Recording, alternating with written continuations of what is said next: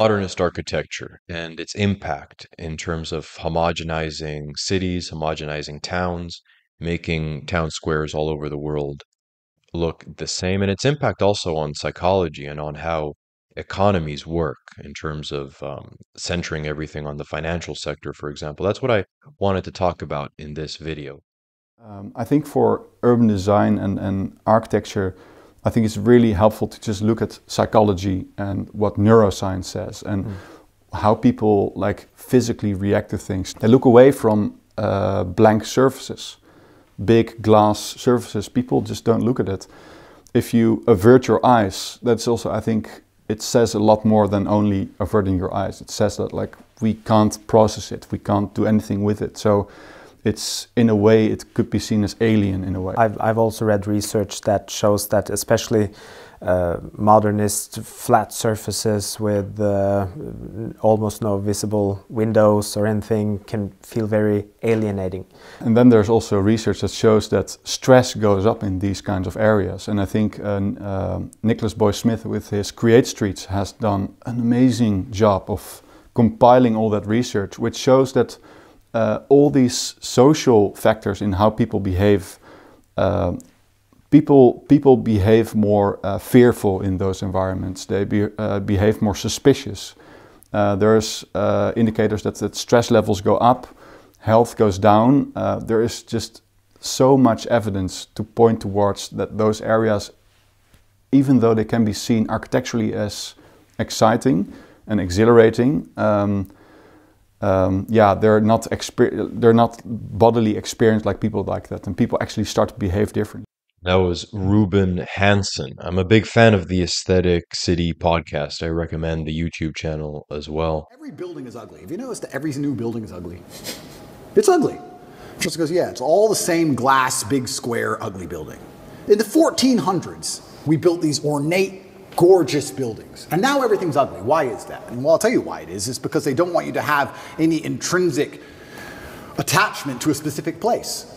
If all the buildings are beautiful in a specific town, you have intrinsic attachment to that town. You care about that town. You want good things for that town. You'll protect that town. You'll defend that town.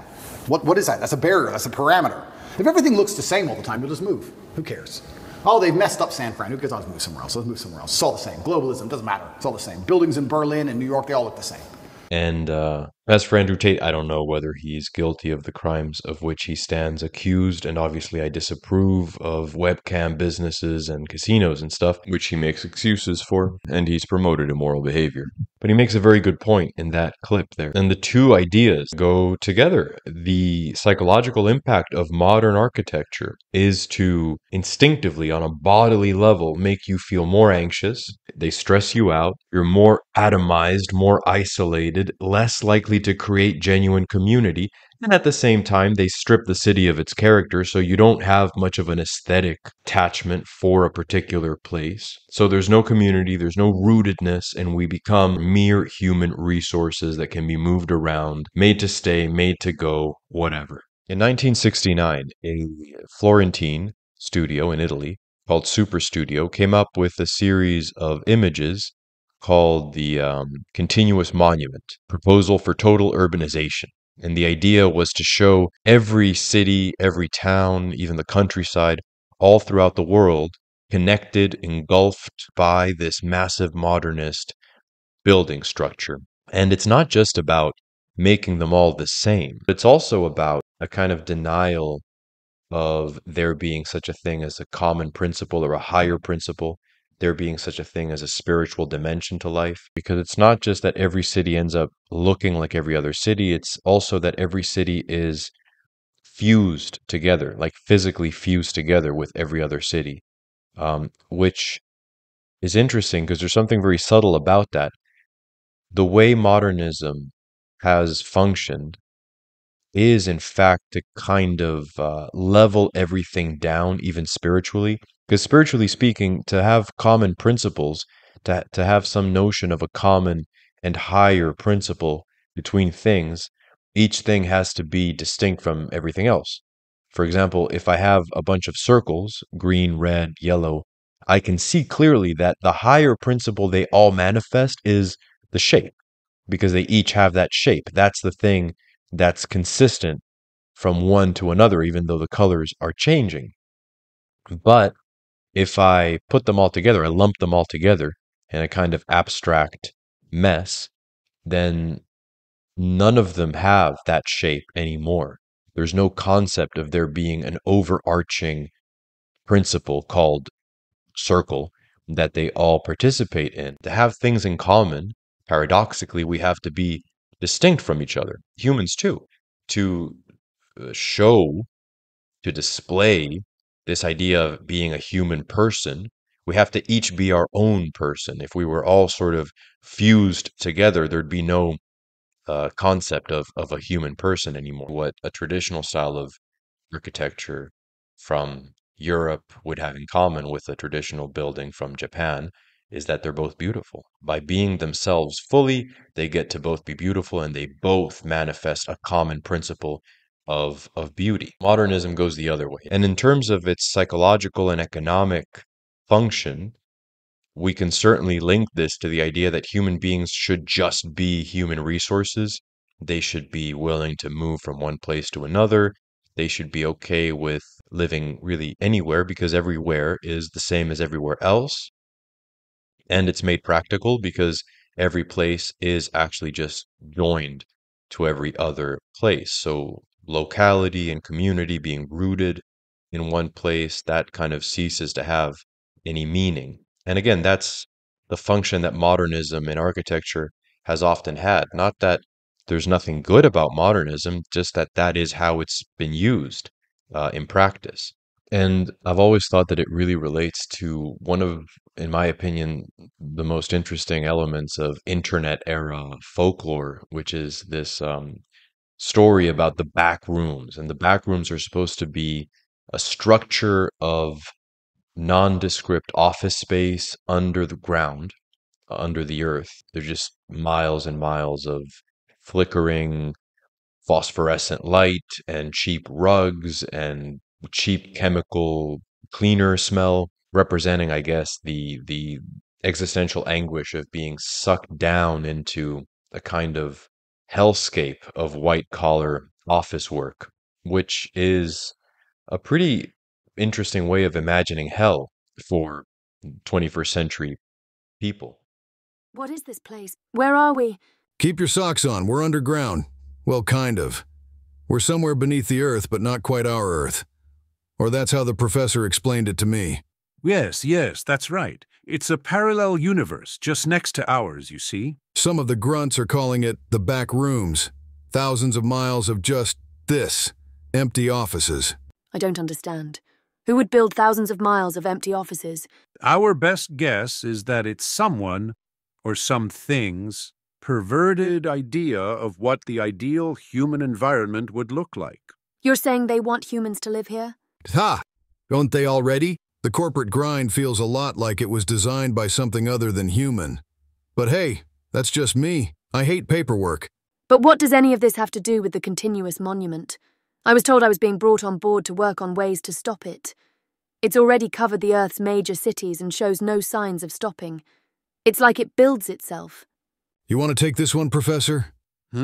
Oh, yes. You see, the continuous monument, as its cheerleaders are calling it, contains energetic traces whose vibration matches this dimension.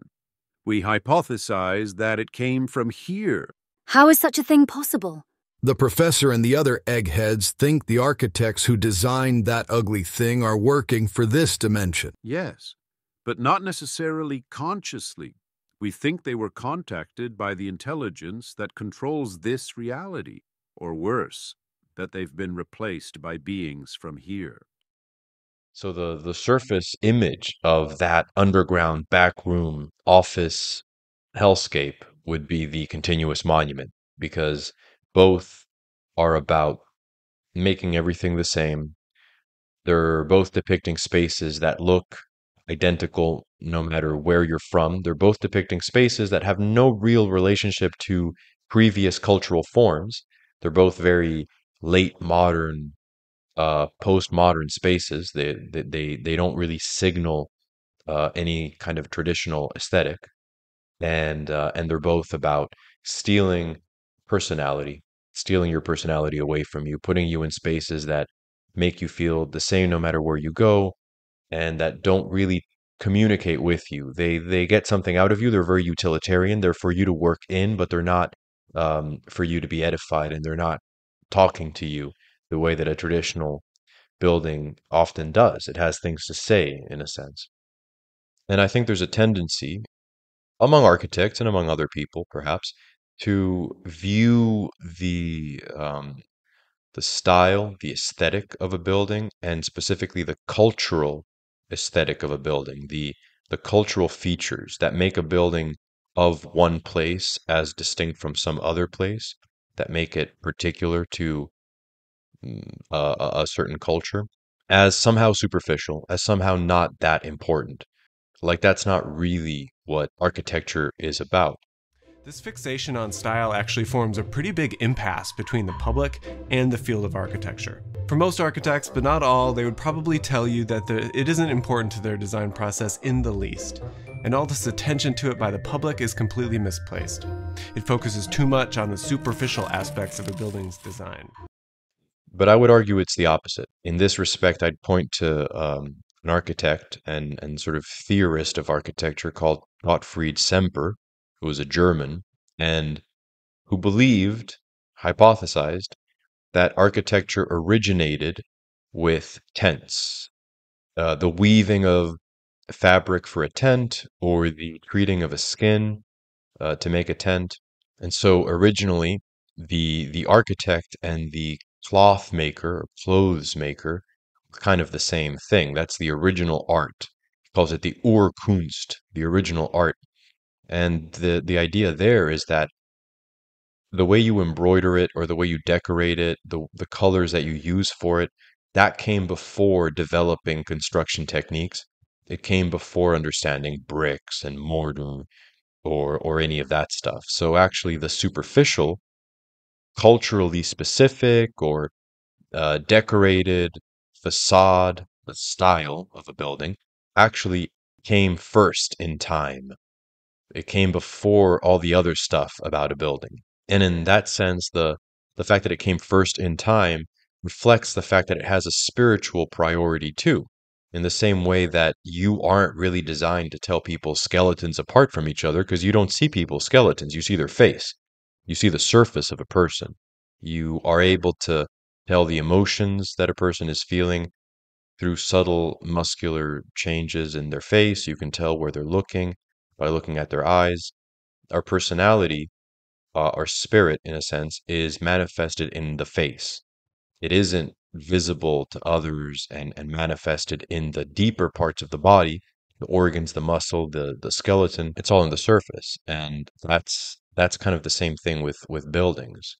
That's the proper order of things. That's a proper hierarchy. The subtle surface rules the denser structure that's behind it, which is an old medieval and alchemical saying that the subtle rules the dense. That's the way it's supposed to be. So by not caring about the style as much, modernist architecture has tended perhaps to reverse the proper spiritual order of buildings.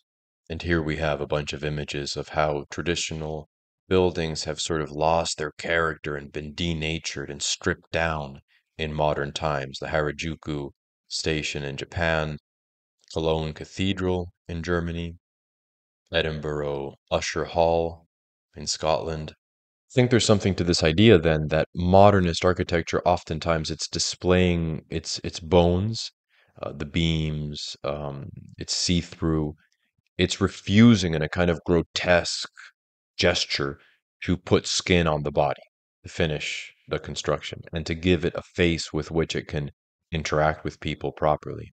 And there's something metaphorical then that these reflective surfaces tend to be bad for birds. Apparently, birds will often fly into very reflective buildings because they think that there's open air ahead of them. So there's something metaphorical there about being hostile to that which has wings, to that which is higher, because you've refused to make yourself distinct, to give yourself a specific presence, a specific face that interfaces rather than merely reflecting what's outside. One example of reviving traditional principles of architecture in modern times is the Cayalá building project in Guatemala, based largely on the principles and guided by a Luxembourgish architect called Leon Krier. This whole area in Guatemala City was master planned by Leon Krier, well-known, more traditional urbanist. And this is the Azaria Pavilion designed by, I think, Richard Economakis. He won the 2013 Palladio Award for it.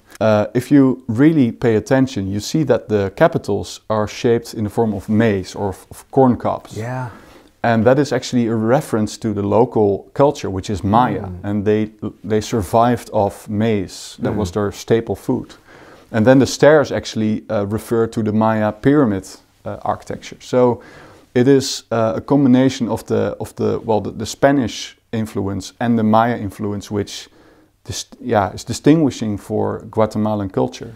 So it's a very local thing actually, and people love it. Krier talks about what we could describe as the human scale and human sight, so that traditional principles of architecture are about how the human being interacts with them. They're not abstracted from human experience. So, for example, a traditional building is supposed to reveal more of itself as you get closer, as distinct from a modernist building, which doesn't reveal a whole lot of detail as you get closer because it's simple, it's stripped down. So there's something about that beautiful movement from less to more detail, from ignorance to the unfolding of knowledge about something, which is physically manifested in the experience of coming closer to a traditional building and seeing the details in it, seeing that it has more to tell you as you get closer. Just like knowledge works, it has more to reveal to you as you study a subject. There's kind of a poetic, pedagogical, educational metaphor there that modernist architecture loses. And the same goes for human scale. The idea is that traditional urbanization would just reproduce a town center so that nobody is too far away from a square, from a church, from whatever central structures villages happen to have as it grows. So as it grows, you just reproduce the center somewhere else. You duplicate the center instead of creating these larger distances that are not walkable anymore. So the human body is not good enough anymore to comfortably navigate from its periphery to the center of a city or a village. It now needs to use the car or whatever else. So the idea is that traditional urbanization would keep itself grounded in what a human body can comfortably do as far as going from its house to business to the center, etc. And digging into Krier's ideas, what he does with style is that he conceives of it in terms of two fundamental manifestations. A style can be monumental or it can be vernacular. And really, we could gender these. These are obviously related to masculinity and femininity as archetypes. The monumental has to do with the public sphere, the res publica, literally the public thing, which is where we get the word republic from. And the vernacular has to do with the res privata. He calls it res economica, economic, because the word economic comes from oikos, meaning household in Greek. So it's the private sphere. These two have to transmit different feelings to the person that's inhabiting one space versus another. You're supposed to feel differently in a public building than how you feel in your private space or as a guest in somebody else's private space. So they have to have different styles to them. But even if the res privata, the private sphere, is feminine, it will include masculine elements and vice versa. There will be elements that are analogous to those of the public institutions, like the paternal authority, let's say, in the domestic space. And likewise, even if the res publica is masculine principally, it's going to include feminine elements as well. We can think of how Vitruvius, the Roman father of architectural theory, conceived of Doric columns as masculine in their solidity and their simplicity. The corresponding feminine would be the ionic column, which is kind of more elegant. But of course, the ionic column is monumental. It belongs in the masculine public space, but its sort of gestures towards the private, its delicate flutes and curved design relax the mind into a kind of nurturing frame of domesticity. So it would be appropriate for spaces that are in the public sphere, but that are, say, a little more guarded, a little more domestic, parks, walkways, markets. It's the necessary presence of the maternal in an otherwise patriarchal space, so to speak. Feminine yin within the masculine yang half of the yin-yang circle. So in a way, each sphere contains two kinds of spaces, one more extroverted and one more introverted. The private sphere includes economically active assets like shops and storehouses, as well as private homes, and the public sphere is composed of government houses like the town hall, but also parks and so on. But these two poles, the masculine and feminine energies there, don't just manifest in terms of style, they manifest in terms of other fundamental features of a building, not just style, but also function or type, which is kind of like a building's social role, the point of the building, that which the building does as far as interfacing with other people or with the outside, and the size of the building or the physical proportions of the building, that which the building is in and of itself. So we've got these two fundamental poles, the monumental and the vernacular, the masculine and the feminine, and then we've got these three axes along which they can manifest: style, type, and size. And style, type, and size we could also link to the traditional threefold understanding of bodies as having spirit, psyche or soul, mind, and body. In terms of movements, these are like the stability of a thing, that which the thing is in itself, the expansive or centrifugal movement of the thing, so how it interacts with the outside, and the centripetal or contracting movement of the thing, so that which it is in its own grounded physicality, or that which it does as far as having a physical presence in a place. So in Indian tradition, these relate to the so-called gunas: stability, expansion, contraction, sattva, rajas, tamas in Sanskrit. And then also in European alchemical texts, these are basically salt, mercury, and sulfur, the coded language that alchemical texts usually use. By matching, you get a sense of ordered difference. And we instinctively understand that these are supposed to fit together. Even scale, even the body, the physical dimensions are supposed to fit with the type and with the style. When we look at something that's out of proportion, like for example, a farm that's massive, mass farms where you've got intensive cattle feeding, there's something grotesque about it. You feel instinctively that's not the way you're supposed to treat animals. That's not the scale that a farm is supposed to have. This is supposed to be smaller. So there is something very intuitive about matching these three axes to each other. Creer's observations really highlight that in architecture, as with politics, the kind of postmodern moment that we're living through is kind of fueled, at least initially, by a sort of adolescent, naive desire to transgress, to mix and match, to fit things together that don't really fit together, or to be aggressive towards inherited notions of what goes with what, of the proper order of things. But that kind of wallowing in contradiction by its nature is a banal and ultimately a perverse, dysfunctional experiment. It grows more rotten the longer it's held to. And it kind of ends up turning cultural elites into jaded intellectuals.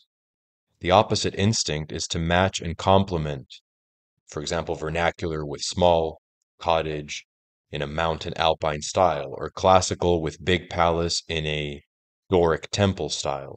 The love for things that fit together delivers long-term functionality as well as satisfying our deeper aesthetic and intellectual faculties.